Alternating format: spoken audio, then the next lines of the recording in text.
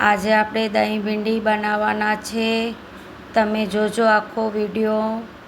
હવે આપણે આ પ્લેટમાં ભીંડા લઈ લઈશું। આખા ભીંડા છે એને આપણે સરસ રીતે ધોઈ લેવાના છે। જો કે બધા શાકભાજી ધોઈને આપણે શાક બનાવવાના છે, એમને એમ નહીં બનાવવાના, નહીં તો આપણને નુકસાન થાય। મારી ચેનલને લાઈક કરજો, સબસ્ક્રાઈબ કરજો। આવી રીતે મસ્ત ધોઈ લેવાના સરસ ભીંડાને। દહીં ભીંડી બનાવવાના છે આપણે આજે। ચેનલને લાઈક કરજો, સબસ્ક્રાઈબ કરજો। વિડીયો સારો લાગે તો શેર કરજો અને કમેન્ટમાં લખજો તમે ક્યાંથી જોઈ રહ્યા છો। જય માતાજી લખજો। અને આ સરસ રીતે હવે આપણા ભીંડા ધોવાઈ ગયા છે। એક નેપકિન ઉપર આપણે એને સૂકવી દેવાના છે। સરસ સુકાઈ જાય એટલે આપણે એને કટ કરી લેશું। હવે આ સરસ રીતે ધોવાઈ ગયા છે। હવે એક સરસ નેપકિન ઉપર આપણે સુકાવી દેવાના છે। 10 મિનિટ માટે એને સરસ રીતે સુકાવી દેવાના। ઉપર એક નેપકિન નાખી દેવાનું છે। હવે આપણે આ દહીં લઈ લીધું છે। એ દહીંની અંદર આપણે બધા મસાલા કરી દઈશું। એની અંદર આપણે થોડુંક બધું મિક્સ કરી લેવાનું છે। આ દહીં છે એની અંદર હલ્દી, સૂકો મરચો બધું એની અંદર નાખીને મિક્સ કરી દેવાના છે। મારી ચેનલને લાઈક કરજો, સબસ્ક્રાઈબ કરજો, કમેન્ટમાં લખજો તમને વિડીયો કેવો લાગ્યો। ધાણા પાવડર, મીઠું, લાલ મરચું, હળદર એ બધું નાખીને આપણે મિક્સ કરી દેવાના છે। હવે આ ભાજી બહુ મસ્ત બને, તમે બી બનાવજો ઘરે, ટેસ્ટી બને। અને તમે લોકો આ કેવી રીતે બનાવો છો મને જણાવજો। હું પણ તમારી રીતે બનાવીશ। આ તો મેં મારી રીતે બનાવી છે એટલે હું તમને જણાવું છું। હવે આવી રીતે બધી મિક્સ કરીને આપણે સાઈડમાં રાખી દઈશું। હવે આપણે સાઈડમાં ભીંડા ધોઈને રાખ્યા હતા એ ભીંડાને આપણે સમારી લેશું। મારી ચેનલને લાઈક કરજો, સબસ્ક્રાઈબ કરજો। આ ઉપરથી મેં ગરમ મસાલો નાખ્યો છે। એ ગરમ મસાલો થોડોક નાખવાનું, ટેસ્ટી રહે, સરસ મજાનો એ ભાજી બહુ મસ્ત બને છે। હવે આ ભીંડા છે ને આપણે ભીંડાને કટ કરી લઈશું। સરસ રીતે કટ થઈ જાય એટલે આપણે એને વઘારી દઈશું।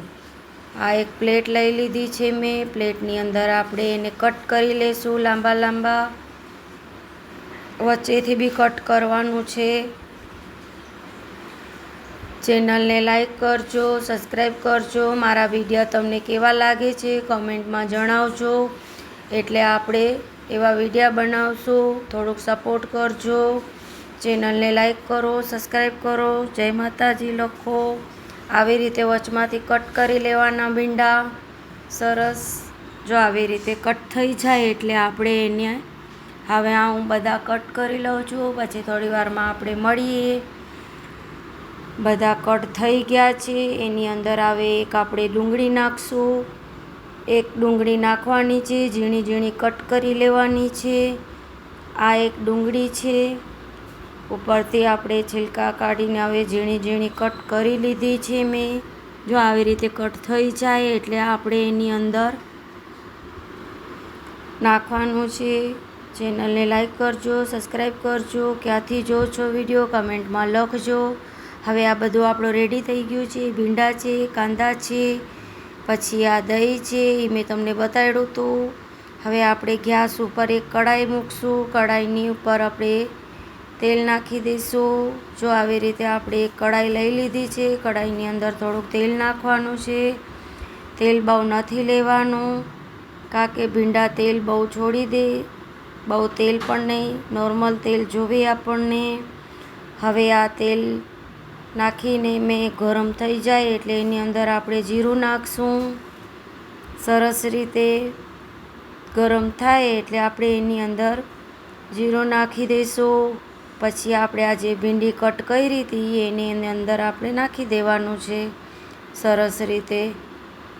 હવે આ ધીમા તાપે આપણે ચલાવતા રહેવાનું છે। ચેનલને લાઈક કરજો, સબસ્ક્રાઈબ કરજો અને કમેન્ટમાં લખજો જય માતાજી. તમને આ રેસીપી કેવી લાગી એ કહેજો મને કમેન્ટમાં. આ સ્લો ચલાવવાનું છે, બહુ ફાસ્ટ નહીં કરવાનું છે, નહીં તો બધું બળી જશે. તમે બહુ ફાસ્ટ ચલાવશો તો આવી રીતે સાતળી લેવાનું છે ધીમા ધીમે. અને થોડુંક આપણે એની અંદર હવે મીઠું પણ નાખી દઈશું.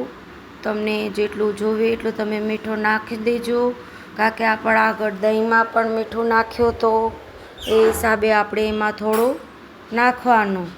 બહુ બધું નથી નાખવાનું, નહીં તો પછી બહુ મીઠું થઈ જશે. હવે એને ધીમે ધીમે ચલાવવાનું અને ગેસ એકદમ સ્લો રાખવાનું, બહુ ફાસ્ટ નથી રાખવાનું, નહીં તો બધું ચોંટી જશે. ચેનલને લાઈક કરજો, સબસ્ક્રાઈબ કરજો. અને હવે આ આપણું કેવી રીતે જો સરસ સતળાઈ ગયું છે, મસ્ત એકદમ નરમ પડી જાય એટલે આપણે એક પ્લેટમાં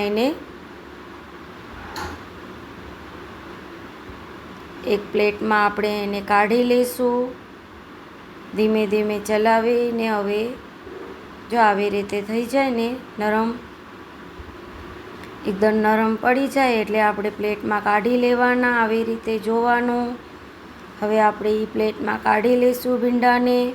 પછી એ જ કઢાઈમાં આપણે એનો વઘાર કરશું. બીજી કઢાઈ નથી લેવાની, એ જ કઢાઈમાં આપણે એનો વઘાર કરી લઈશું. ચેનલને લાઈક કરજો, સબસ્ક્રાઈબ કરજો. નવા હો તો સબસ્ક્રાઈબ કરી દેજો. હવે આપણે એની અંદર થોડુંક તેલ નાખી દઈશું, બહુ બધું નથી નાખવાનું. તેલ થોડું ગરમ થાય એટલે આપણે એની અંદર જીરું નાખી દેવાનું છે. તમે ક્યાંથી જોવો છો વિડીયોમાં જણાવજો, અને આ ભાજી તમે કેવી રીતે બનાવો છો એ પણ મને જણાવજો. હવે આ તેલ મસ્ત ગરમ થઈ ગયું છે આપણું. સરસ આવી રીતે ગરમ થાય એટલે આપણે એની અંદર જીરું નાખી દેવાનું છે.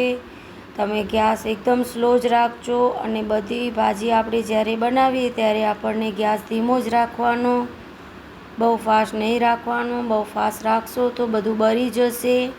અને એની અંદર આપણે સમારેલા આ ડુંગળી છે એને નાખી દેવાનું છે. ધીમે ધીમે ચલાવતા રહેવાનું છે. સરસ રીતે ચડી જાય એટલે આપણે એની અંદર બધું મસાલો આપણે દહીંની અંદર કર્યું તો એ નાખી દેવાનું છે. એની અંદર થોડુંક મરચું નાખશો, હળદર નાખશો, બધું થોડું નાખવાનું, બહુ નહીં નાખવાનું, નહીં તો દહીંમાં પણ આપણે નાખ્યો તો એટલે બહુ બધું થઈ જાય. હવે એની અંદર ધાણા પાવડર નાખવાના. હવે બધું મિક્સ કરી દેવાનું છે. બધું મિક્સ થઈ જાય એટલે આપણે જે દહીંમાં બધો મસાલો કર્યો તો એ દહીં એની અંદર મિક્સ કરી દઈશું. આવી રીતે બધું ધીમે ધીમે ચલાવવાનું. હવે એ દહીં આપણે એની અંદર મિક્સ કરી દઈશું સરસ રીતે. હવે આ મિક્સ થઈ ગઈ છે. બધું એની અંદર નાખી ધીમા તાપે ચલાવતા રહેવાનું છે.